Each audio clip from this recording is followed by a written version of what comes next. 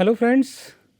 So, in the series of sustainable transportation planning, today we will discuss several other measures which are known as strategies, very simple strategies for the transportation system management.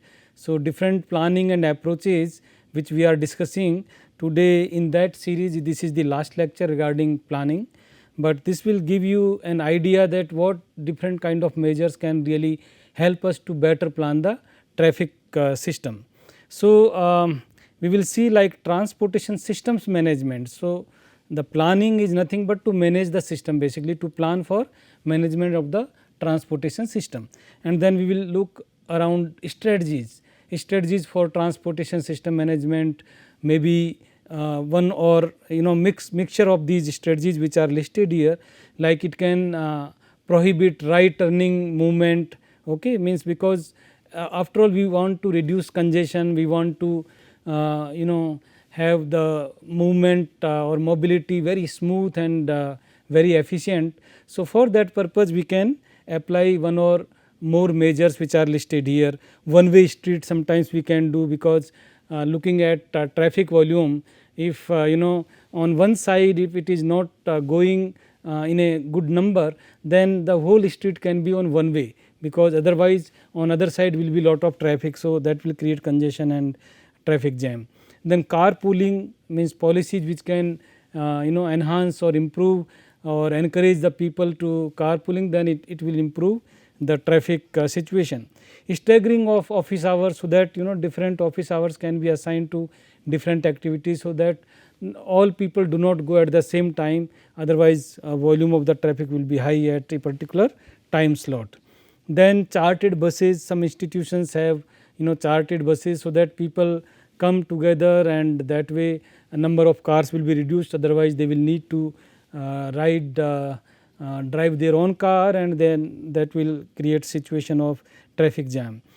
Peripheral parking schemes, different parking schemes may be there, so that people have to park at a particular place and they have to pay for that, so that again they can use some public transport system after that or something like that. Internal shuttle in the central business district or central point of the commercial centers. Transport rationing, again different ways of kind of like odd even etc., so that we can restrict traffic from flowing just like anything. Congestion pricing, again to reduce the congestion or traffic jam. So, at a particular place where you find that lot of people come there, then you can give some sort of ticket and ask people to pay for that, so that only those who really wants to come there, they come, and they do not create any crowd through vehicles etc. Parking restrictions, so in terms of time etc., that can also help. Daytime restriction of heavy trucks, so that noise and pollution reduces significantly in the daytime. Real time travel information system which can help us to know when which bus is coming, so that we are ready to ride that bus, or we can plan our journey accordingly. If that system is properly working, then we can subscribe those apps and we know at which time the bus will come, so that we can go to the bus station. Then contra flow lanes, some lanes can be used for again to adjust the traffic. Sometimes in a particular lane lot of traffic is there, and in other lane very less traffic is there.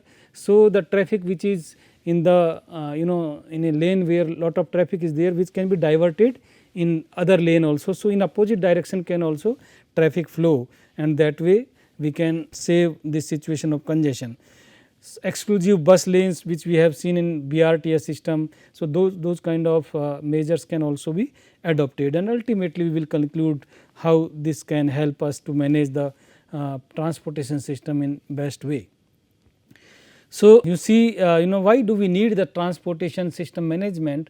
Very simple, because if we keep on widening the roads or providing elevated flyovers and bypasses, urban expressways etc., these are very costly affairs, okay. And again they are for temporary situation, kind of more traffic comes, then again space is less. So, that means we also need to address this kind of situation, to reduce the congestion etc., by other means, and those means are in the form of transportation system management tools or measures or policies, and these are the set of measures, okay, a kind of pool of the measures, and which are adopted to ensure that most of the productive and cost effective usage of the existing transportation infrastructure and services and modes take place. So, that means we design some policies and we implement those policies on the ground within the given infrastructure facilities or services. We manage the traffic flow in such a way that we can avoid the situation of traffic jams and congestion at certain locations where lot of traffic moves.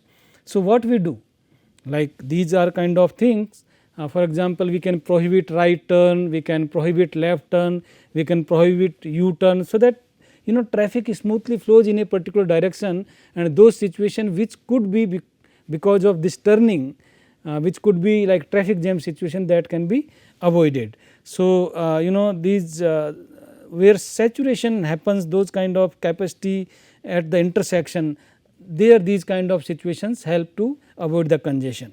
Okay, you can see like T turn, G turn, Q turn, depending upon the situation. For example, this you can see here, the person could go like this. When it is coming from this side, it can go from this side, but it has been blocked. So, this is a kind of T, right. So, the T turn means the person will go and come from that way and go like this. So, this has been blocked. Otherwise, maybe because traffic is coming from this side also, traffic may be coming from local sides also, and that can create situation of traffic jam. But when you are taking the longer route, that situation will dilute in the number of these vehicles.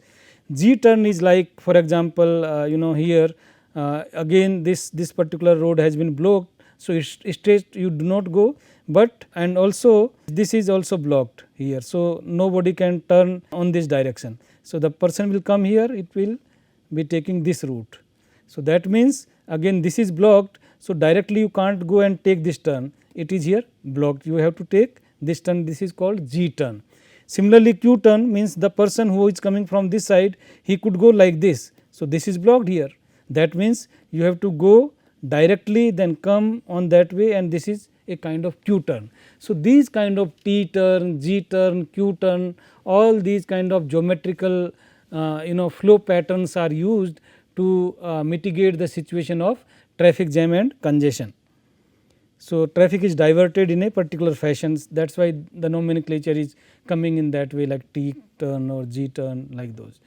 Well, this is one example of turn restrictions in the city Menlo Park. So, at certain locations you can see these kind of turn restrictions are applied, and that really helped, means the data says that because of these measures of U-turn restrictions or prohibiting left turn, right turn, or encouraging people to take the T turn or G turn or Q turn, those kind of traffic flow patterns, they have benefited this 81%, 92%. So, volume reduction on those particular locations where lot of traffic used to be there and congestion used to happen. So, the total overall traffic volume reduction happened by those kind of measures like 81%, 92%. At certain locations it has also increased, but overall reduction of the volume is observed on those particular areas.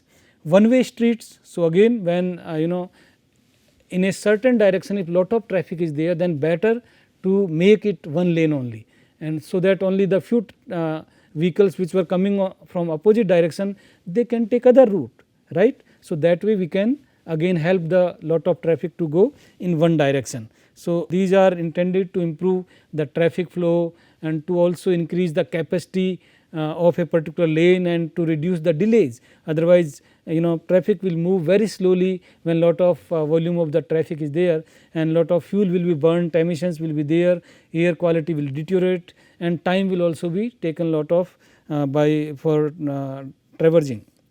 Least expensive strategies these are. You do not need to create flyovers etc. at that particular location or the point, you can just have this kind of one way traffic and reduce the congestion phenomena. So, these are the examples of this Karol Bagh in New Delhi. So, at certain locations they have by virtue of observation as well as survey and the data of the traffic volume, they have decided at certain roads to go for one way only. That way the traffic volume or traffic flow is smoothen. And then another way could be like carpooling, because if let us say 10 people are driving their own car, so 10 cars will be on the road. But if 3 or 4 people decide to pool in a car, that means 2 or 3 cars is needed for those 10 people. So, that way we have saved like 6 to 7 cars we can taken off from the road. So, that makes sense, because it will reduce the chances of traffic jam and congestion, and also will help people to save the money, to save the time. That way this informal carpooling can be encouraged, plus app based carpooling also be there. You might have seen in these Uber or those kind of apps, you are allowed to share the ride. So, those kind of things can happen through apps also. Then van pooling can be there, because if 7 or 15 people, if they are going into a school or industry or factory every day, they can hire a van and they can pool it. So, the total expenses for the travel will be less, and also the fuel burning reduction will be achieved. So, air pollution related problem will be reduced. Well, then carpooling social benefits are there, because it will reduce the total miles travelled when we calculate. So, carbon footprints are also reduced, greenhouse gas emissions are also reduced, okay. And then cost saving is there for the public. So, it is a win-win situation. Well, this is one example of carpooling in the US. So, you can see this carpooling is also there. This is the second favored way of travelling, means people drive their own alone, people drive alone. So, this kind of things is increasing and carpooling is decreasing, that is not a good situation, but there is the way of carpooling, means that should be encouraged in the US. Well, these are the promotion of carpooling, because certain roads like this is dedicated for buses or cars which have minimum 3 riders. So, that means it makes sense, it will take less time, because this road is completely vacant. The people who are driving on that road will have they can attain good speed and they can save lot of time, whereas this the people who are driving alone or 2 people are there, those kind of for auto, this particular lane is there. So, dedicated lane for encouraging the carpool and buses etc. can be there. So, that is one policy to encourage the carpooling and to reduce the number of cars on the roads. Well, staggering of office and school hours, that makes very practical and very simple decision, okay. It does not take much kind of technological interventions etc. Only you have to just change the office hours. For example, in a particular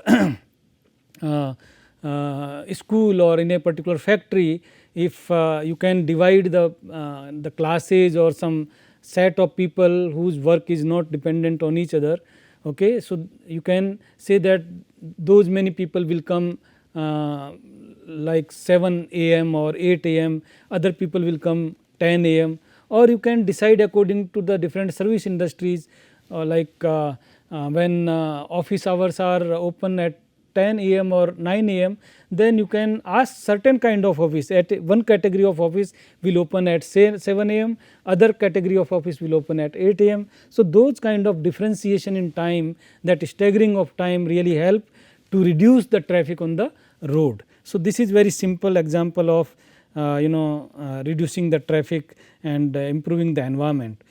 Well, so how to achieve that? So, for that purpose simple survey can be done with the employees, that which time is okay for that particular person, start time and the end time, but the total time of the office remains same, okay. 8 hours working is will be remaining same. So, if somebody is coming at 7 am, so that will go at 4 am including 1 hour of the lunch, 4 pm, okay. Similarly, somebody is coming at 10 am, then that fellow will be there up to 6 p.m. like that. So, those kind of office hours can be there. So, there is one very good example of this staggering of the time, like one school in the Linköping town in Sweden.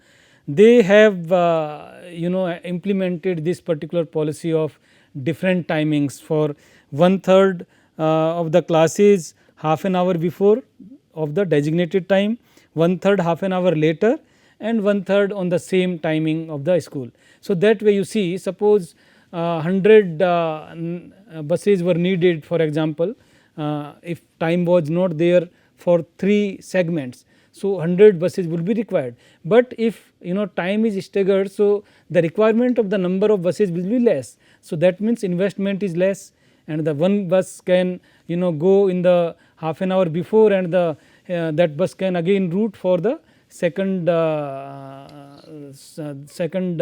that stage. So, that way the investment is reduced, and timings are also same for the teachers and the students, but because of these differential timings they can save lot of time in terms of investment of transportation cost. Plus peripheral parking schemes can be there, this is one way. Okay, so, the park and ride facilities, because at certain places like bus stops or railway stations, we have seen these examples in earlier slides also, that if there is a very good public transportation system, then you can park, and parking system should also be there. You can park your vehicle at the bus station, and if you want to go for your work or shopping, you take the public transportation system, you come back, take your vehicle again. So, that way again you can save lot of this cost of the fuel and others, because the public transportation is always cheaper than the private vehicle. Well, when you see this park and ride facilities, so that way this is one example of Amsterdam city of the Netherlands. So, at certain places, means all those places are particularly marked where you can get this kind of parking system. So, people know already, and they means whatever nearer point is there, they go there, park their vehicle and use the public transportation system, and that way they enjoy good ride of the public transportation system, as well as community kind of gathering also benefits are also there. Chartered buses means as I said, because for a particular factory, if let us say from a particular locality, if 10 people are coming from other locality, 15 people are coming. So, within city, if we know different locations, the people are, the employees are coming from those locations. So, we can have a chartered bus, dedicated bus for that employees, okay, group of employees. So, they are taken by that bus, and then after office hours they are dropped at their particular places. So, that way they do not need their own private vehicle to take to go to the office. So, this makes sense again, it saves lot of fuel emissions or prices which are required, or cost which is required to meet the travel demand, because if we go through our car with the help of our car, then lot of money will be spent on petrol or diesel depending upon which kind of car it is. So, this makes sense, institutional buses or chartered buses for colleges, for government offices, even private corporate offices provide chartered buses. So, this is a very good practice in that sense. Well, then there may be some internal shuttles in central business districts or central business and commercial centers. For example, if you know that at a particular shopping center lot of people comes. So, within the periphery of 3-4 kilometers, one if shuttle bus goes and frequency is quite high. So, people won't like to bring their own cars or scooters, they will park 3 kilometers away, and that shuttle they will take, because the frequency is good and ride is also comfortable. So, that way they can just and there may be ways of like weekly ticket or monthly ticket or those kind of multiple modes tickets. So, they just use those tickets, and there is no other cost involved. So, that way again you can use those kind of facilities to reduce the traffic jam or congestion.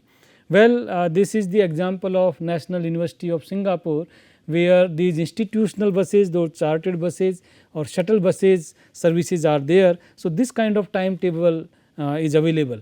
So, first bus starts at 7:15 a.m. and the last bus is 11 p.m. So, you know that before 7 a.m. you need not to go, and after 11 p.m. it will be difficult. So, accordingly you can plan your working hours. Okay. So, that way at different points and for different days timings are already decided. So, that information can help you to plan your attending classes or visiting your laboratories or those kind of things. Pre-planning can be done by this kind of system, and that way again lot of traffic is saved because the roads are just empty and you enjoy a good ride, smooth ride. Congestion pricing, which I think we have discussed in a particular example, like this example of London, where in city center if you want to go, then you have to pay lot of tax. So, that tax has discouraged people to bring their privately owned vehicles, and they take public transportation system. So, the demand based strategy can be implemented. If you know by some survey, ground based survey, that at this particular location lot of traffic comes, and accordingly in a particular timings like evening hours or at the lunch hours or which time lot of traffic comes. So, that window of the time you can charge for some price for congestion, that if some people will go in this street or stretch between this hour to this hour, they will be charged a particular amount. So, that will discourage people just who are habitual of going through just like that. Otherwise, only those people who are needing to go that particular place, only they will come. So, this will encourage private vehicles to shift away and from the congested routes, and they will go to another route where they will not have to pay some price. Okay. And these routes which are fined heavily, they have been seen that those situation greatly improved after those congestion prices. So, congestion prices, the benefits are like simple benefit is that you reduce the congestion, there is no traffic jam, and then efficient use of the transportation system, more people use alternate routes, because otherwise people used to go through way, then they will take another route maybe 1 kilometer longer, but they do not want to pay that much of price which is more than burning the fuel, then they will take that longer route, no problem. Smooth traffic flows, saving time and delay, because in traffic jam always we waste our lot of time. Revenue generation, for that locality revenue will be there. Okay. So, that can be used for other purposes. Then reduced accidents, because whenever traffic jam is there and sometimes some accidents happen or even uncomfortable or unpleasant situations happens, road rage, those kind of issues may also happen there. Reduced emissions from vehicles, that is again additional benefit. Pricing example, like in London, which I already gave you one example, that even initially lot of opposition was there, but later on it was found that this is a very successful policy measure which reduced this traffic congestion situation in the city center, where this condone pricing was applied in the London city center. One example, another example is of the Singapore also. So, they have very extreme measures like very high fines if somebody takes in a particular locality the vehicle, and then some licensing or limiting the car purchases, even means you have to take permission before you buy a car. So, that and lot of fee you have to deposit. So, that discourages people to buy, because it is then expensive affair, and only when you want to buy, because without that car you can't do your business, only then you will buy, otherwise you will shift towards the public transportation system. So, those kind of city governments apply these command and control kind of policy measures, sometimes it really help. Okay. So, these kind of pricing and the tax and licensing kind of situations or measures can help to reduce the number of privately owned cars. Parking restrictions, so you can restrict parking for a particular place, that no parking is there. Okay. then for certain timings, that only for this timing parking is allowed here. So, that way again you will regulate and you will direct the people to behave in a certain way. You will discourage people to come when parking is not available there. So, they will not come, and lot of fine can be given by police, traffic police, if they park on the wrong place. So, that way again those benefits are there, that the people's trip person's trips is reduced, lot of benefit is there in terms of air quality improvement, and the increased automobile occupancy levels in public transportation system, those kind of benefits are there. This is another example like controlled parking zones. Okay. So, like Monday to Friday 7 a.m. to 7 p.m., Saturday 7 a.m. to 11 a.m. only, right. So, those kind of different timing windows are there. So, before or after that particular time slot, people will not be allowed to park there, and that way in advance that which timings lot of traffic comes and parking is not allowed, then people not come there to do purchasing with their own vehicle. Okay. They will take another kind of public transportation system. Well, parking pricing worldwide, different cities have different prices, and the maximum is in London. So, situation depends, because if you can't control people with lesser pricing, then you have to increase the pricing, so that people feel discouraged to pay that much of amount of money just like that. Then there is another way of transportation rationing. So, that is transportation rationing is done by like odd even or some restrictions in a particular day, that Monday is not allowed or Sunday is not allowed, those kind of no drive day, right, driving restrictions, odd even schemes, and these kind of things are known as traffic transportation rationing. So, in Delhi it was implemented during when lot of pollution related issues were there. So, this odd even policy was started, and some people have mixed opinion, because some people say this was not a good option, because then people bought old cars of the other number, and then this was more polluting rather than the efficient car. So, odd even schemes have certain limitations, and everywhere, whether it is Paris, Rome, Bogota, Mexico City or Beijing, wherever it was implemented, certain issues were there, and mostly it is failed. Basically it was a temporary success initially, but later on it was not a good option, because cheap secondary cars were bought by people who were having this kind of requirement that they have to go, they can't remain without traveling from one point to another, and there is no public transportation system of good quality, then people have to have their own cars or vehicles. Okay. So, in that case they were forced to buy more polluting cars of another number, like if I have odd number car, I will buy even number car, because then I can go every day. So, this policy in that way it failed. Well, only pedestrian movements on weekends. So, those kind of situations or policies can be implemented, so that the traffic movement is 0 on that particular day, that this street is only allowed for cyclists or for pedestrians on Sunday, let us say. So, the people will come, park their vehicle at certain point, and they will roam around on foot, or they will cycle there. So, those kind of situation is also there at certain markets. So, even this New Delhi Municipal Corporation has planned these restrictions of vehicular movement on Saturdays and Sundays in the inner circle of the city. Okay. And it was protested by traders, because they thought that people will come less in number, and their these trading or business will be reduced. But when situation is better, rather more people may come there to visit. Sometimes situations are not intuitive, or they are counterintuitive. When some people who did not come there because of traffic jam related situation, they will feel more incentive, because then with kids they can come for on Sunday for like picnic or those kind of sightseeing or just shopping. So, that way it should be seen in a totality. Later on but because of this protest etc., this was rolled back, but means as I said, we could experiment and see what is the situation, and only then decision could be taken. Well, there is no car Sundays like in Jakarta, in Singapore also, and Copenhagen also thinking in that direction.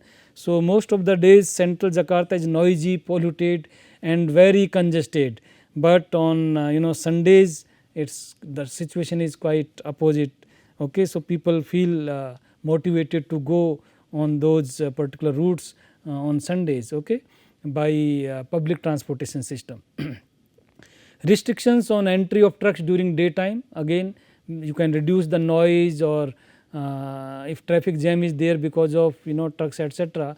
So, though all those benefits which are common are reaped there. So, enhanced safety because of trucks and heavy vehicles, etc. It is difficult sometimes to control them. So, accidents may happen, congestion related, noise related, air pollution related issues can be addressed. So, that they travel only during the night in that particular city.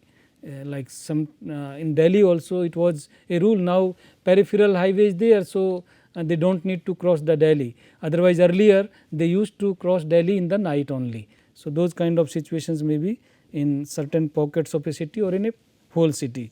One example of Delhi Gurugram expressway, so 14 kilometer stretch from this 8 am to 10 am and 5 pm to 10 pm, when office hours, means people are coming to office or going from the office. So, these are the hours of when lot of traffic is there. So, trucks are not allowed in these windows of time. So, that way again traffic jam situation can be avoided. Then the function of real time travel information system, basically as I said, because if you have the app, you know when the bus will come, when the train will come, accordingly you plan your journey, and that way it helps lot in saving the time. Also it also gives you information that which road is congested, which is not. So, those kind of messages may come, like FM radio you hear and they announce that okay, this particular lane is busy these days. So, that way you can have apps also, you can have FM, or you can have other systems related to real time information, which can help you to avoid the traffic jams on a particular locations or streets. So, these are the benefits. It enhances the mobility, because when traffic is flowing smoothly, then mobility is better. Increase and efficiency and capacity of the transportation system increases, safety also increases, no doubt. Reduce energy consumption and environmental cost is also reduced, because when pollution is there, then you have to clean it. So, lot of cost is involved in that, you can avoid. So, prevention is better than the cure, that kind of thing happens here. Increase economic productivity, because as you reduce the negative externalities, so productivity increases automatically.